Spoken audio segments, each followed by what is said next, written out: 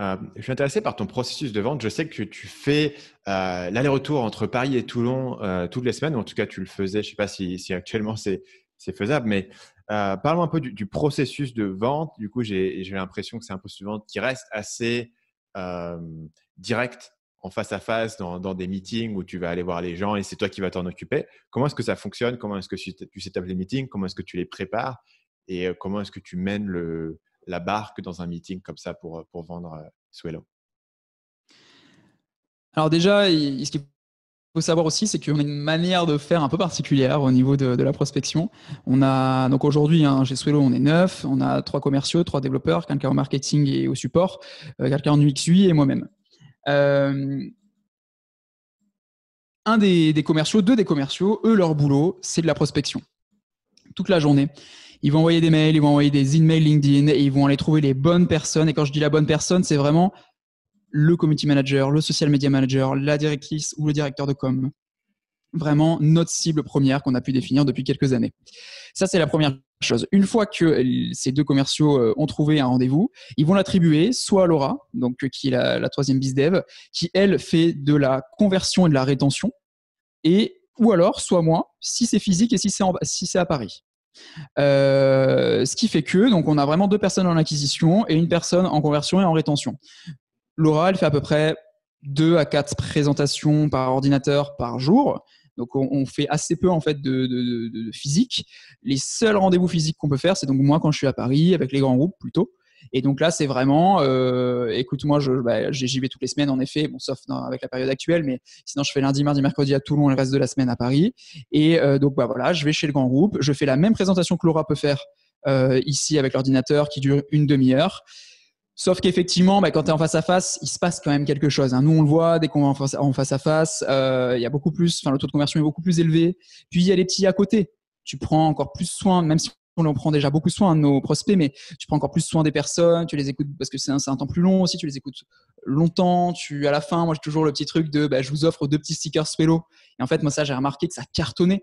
Tu vois, c'est un petit tips tout bête, mais on a fait 2000 stickers et tu vois, ils sont déjà partis. Des petits stickers Swello découpés. Et en fait, à la fin, tu dis, voilà, j'ai une petite surprise. Vous le collez où vous voulez, vous l'avez. Et puis, même si vous voulez le jeter, collez-le sur un poteau. Je sais pas, bon, c'est peut-être pas autorisé, mais tu vois l'idée, quoi.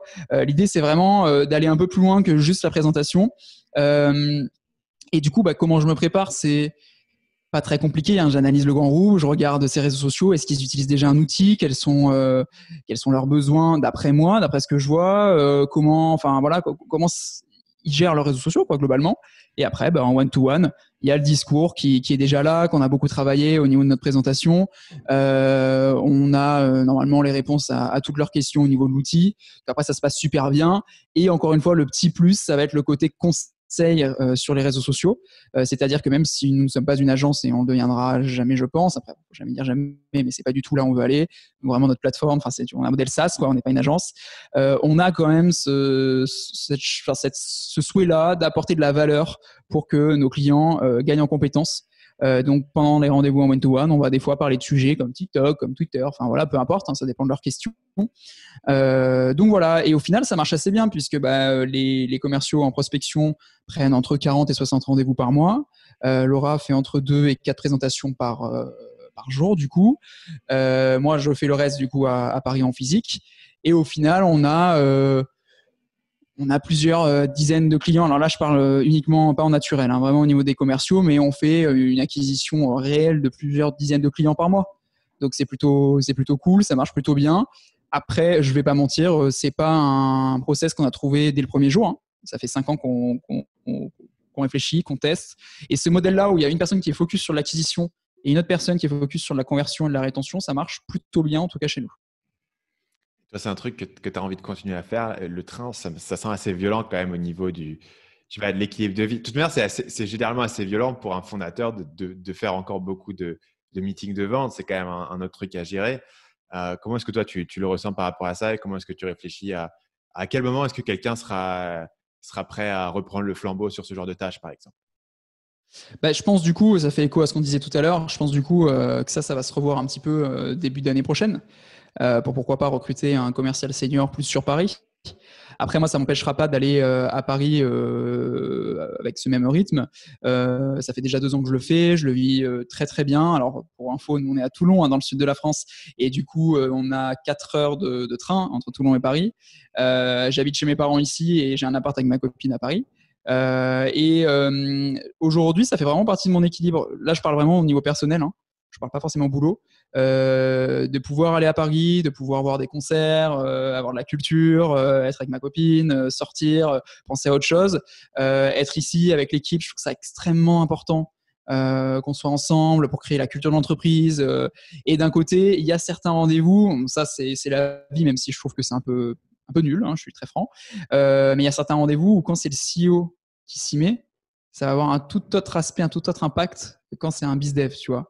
C'est rigolo, hein. C'est rigolo la société finalement. Bon, c'est pas nouveau, on n'invente pas quelque chose, mais c'est pour ça que je pense que ça continuera. Après, je fais quelques rendez-vous, hein. J'en fais pas non plus 40 en 2 jours, tu vois. Ça va être 2, 3 au maximum par jour. Mais moi aussi, ça me permet de me nourrir, hein, faut dire la vérité, tu vois. Ça permet de nourrir aussi, de voir comment les clients voient la plateforme quand on la présente. Est-ce qu'il y a des questions, des points de blocage? Enfin, tu vois, c'est bien. Alors après, il y a un moment, effectivement, où on va sûrement grossir et où mon rôle va changer, comme il a déjà évolué, hein, d'ailleurs depuis 5 ans, puisque avant, je faisais tout ce qui était web design, intégration, la communication, etc. Et depuis qu'on a recruté, forcément, il y a des gens qui s'en occupent. Et moi, je fais mon vrai rôle de CEO, entre guillemets, où je vais les manager, je vais avoir la vision, je vais parler avec les investisseurs, la banque, l'avocat, le comptable, tu vois, je vais réfléchir à des choix stratégiques un peu plus globaux qu'après on va appliquer tous ensemble. Mais même avec ça, même si ça va continuer à s'accélérer, où je vais continuer à avoir ce rôle de plus en plus et du coup moins de temps, et aussi il y aura d'autres personnes pour le faire. Je parle notamment des présentations. Je pense que je continuerai quand même certains rendez-vous, tu vois, pour vraiment avoir garder un peu la main, garder un peu l'opérationnel, voir ce qui se passe sur le terrain par rapport à nos prospects, parce qu'à chaque fois, c'est hyper enrichissant. Salut, c'est Stan, j'espère que vous avez apprécié cet extrait du podcast Marketing Mania. Bien sûr, vous pouvez retrouver l'ensemble des épisodes du podcast, y compris les instructions sur comment vous abonner sur l'application Apple Podcast ou sur votre téléphone Android en vous rendant sur mon site à l'adresse marketingmania.fr/podcast. Je vous ai mis le lien dans la description de cette vidéo.